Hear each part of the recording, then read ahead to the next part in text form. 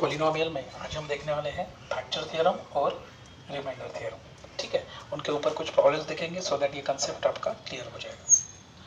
सबसे पहले हम देखेंगे कि रिमाइंडर थ्योरम क्या है। रिमाइंडर मतलब आप जानते हो कि जब भी हम डिवीजन करते हैं तो लास्ट में जो बचता है वो होता है रिमाइंडर, है ना। तो सिंथेटिक डिवीजन के थ्रू हम लोगों ने रिमाइंडर कैसे निकालते हैं वो देखा है, लेकिन कोई पॉलिनोमियल को अगर हम डिवाइड करते हैं तो विदाउट डिवीजन हम रिमाइंडर निकाल सकते हैं। ओके, जैसे यहाँ एक क्वेश्चन लिया मैंने, find the remainder using the remainder theorem. Okay, तो आप जानते हो कि ये डिविडेंट है और ये डिवाइजर है, और यहाँ विदाउट डिवीजन करके हमें रिमाइंडर निकालना है। तो दैट मीन्स ये फर्स्ट प्रॉब्लम ले रहा हूँ, यहाँ पी ऑफ एक्स, ये पॉलिनोमियल दिया हुआ है x square minus 7x plus 9, right. उसमें ये जो डिवाइजर है, डिवाइजर दिया है x प्लस 1। ओके, उसको एक वो जो डिवाइजर है उसे इक्वेट कीजिए 0 के साथ में, सो आपको x is equal to exact उसकी वैल्यू मिल जाएगी। ठीक है, अब ये जो p ऑफ x है उसमें वो पॉलिनोमियल की जस्ट वैल्यू पुट करना है। मतलब क्या होगा, -1 मतलब -1 उसका स्क्वायर 7, यहाँ -1 प्लस 9, बराबर। तो -1 का स्क्वायर क्या होता है, पॉजिटिव, -1 प्लस 7 और ये हो जाएगा 9, बराबर। मतलब 8 प्लस 9 ये हो जाएगा 17।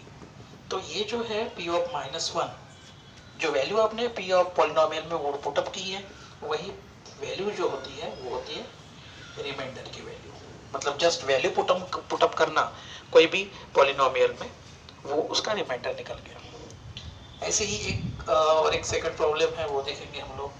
सेकंड प्रॉब्लम में यहाँ पॉलिनोमियल दिया है p ऑफ x, ये p of x 54 m to the power 3 plus 18 m square minus 27 m plus 5 है।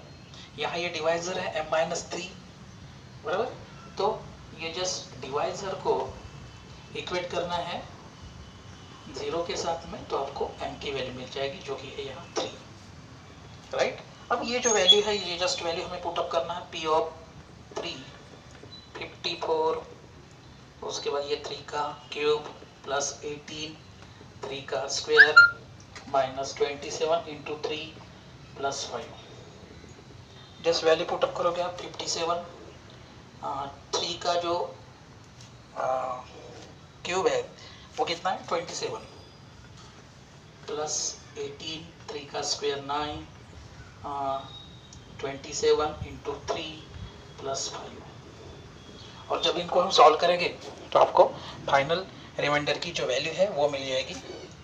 जैसे यहाँ 15 44 ये आपको मिलेगी रिमाइंडर की वैल्यू। तो जस्ट रिमाइंडर थ्योरम क्या है, जस्ट रिस्पेक्ट टू वैल्यू को वो पॉलिनोमियल में पुटअप करना वेरिएबल में, वो आपको रिमाइंडर मिल जाएगा।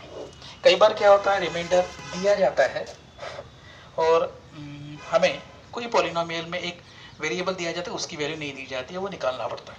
जैसे यहाँ हम देखेंगे, यहाँ पॉलिनोमियल p ऑफ y दिया हुआ है, y cube 5y square plus 7y plus m, ठीक है। उसमें बोला है कि डिवाइड बाय y प्लस 3, मतलब डिवाइजर भी दिया हुआ है।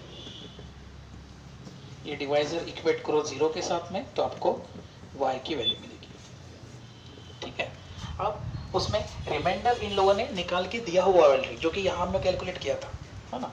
तो p ऑफ -2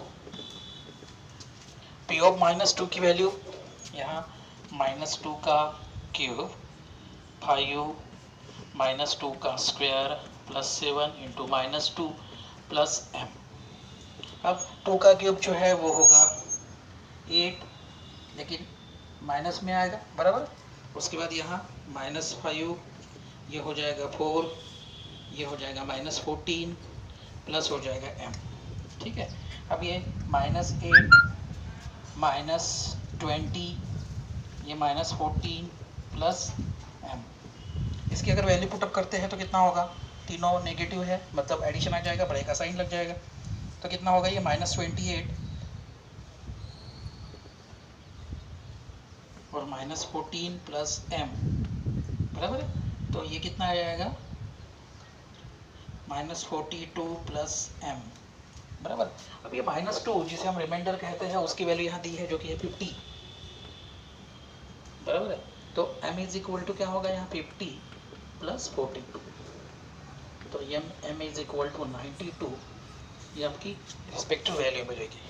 समझ रहे हो, मतलब जो वैल्यू थी जो कि रिमाइंडर थ्योरम के थ्रू ये वैल्यू हमने यहाँ पुटअप की। तो जस्ट वही है, काफ़ी इजी थ्योरम है स्टूडेंट ये, जो कि रिमाइंडर थ्योरम है।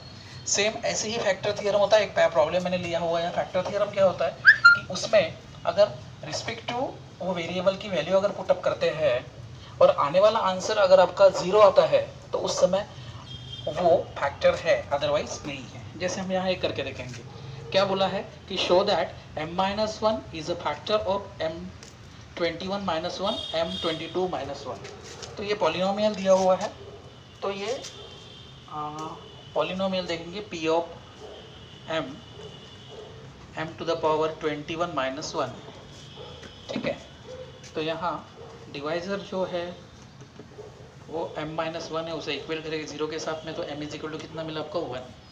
उसमें हम पुटअप करेंगे p ऑफ 1 का 21 - 1, बराबर है।